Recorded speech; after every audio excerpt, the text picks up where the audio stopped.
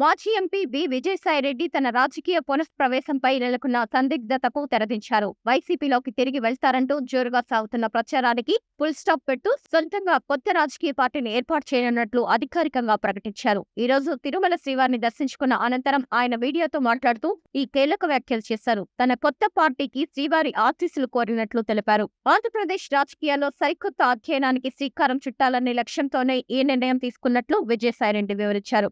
ప్రజల పక్షాన బలమైన గొంతుకను వినిపించేందుకు కొత్త పార్టీ పెడుతున్నానని స్పష్టం చేశారు. పార్టీకి సంబంధించిన పూర్తి వివరాలు, భవిష్యత్ కార్యాచరణను ఈ నెలలోనే విజయవాడలో మీడియా సమావేశం ఏర్పాటు చేసి వెల్లడిస్తానని తెలిపారు. దేశం ఎల్నినో ప్రభావం లేకుండా సుభిక్షంగా ఉండాలని కూడా స్వామివారిని ప్రార్థించినట్లు ఆయన పేర్కొన్నారు. గతేడాది తన రాజ్యసభ సభ్యత్వానికి, వైసీపీ ప్రాథమిక సభ్యత్వానికి రాజీనామా చేసిన విజయసాయిరెడ్డి ఇకపై రాజకీయాలకు దూరంగా ఉంటూ వ్యవసాయం చేసుకుంటారని ప్రకటించిన విషయం తెలిసిందే. అయితే కొన్ని నెలలకే ఆయన తన నిర్ణయాన్ని మార్చుకున్నారు. రాజకీయాల్లోకి తిరిగి వస్తానని, సొంతగా ఒక మీడియా సంస్థను కూడా ప్రారంభిస్తానని చెప్పి అందరినీ ఆశ్చర్యపరిచారు. అప్పటి నుంచి సోషల్ మీడియాలో చురుగ్గా ఉంటూ పలు జాతీయ, రాష్ట్ర అంశాలపై తన అభిప్రాయాలను పంచుకుంటున్నారు. ఇటీవల కాలంలో ఆయన తిరిగి వైసీపీ గూటికి చేరుతారనే ప్రచారం ఊపందుకుంది. ఈ నేపథ్యంలోనే ఆయన స్పందిస్తూ తనది స్వతంత్ర భావజాలమని, ఎలాంటి ఒత్తిళ్లకు లొంగకుండా రాష్ట్ర ప్రజల ప్రయోజనాలే లక్ష్యంగా నిర్ణయం తీసుకుంటానని ట్విట్టర్ వేదికగా స్పష్టం చేశారు.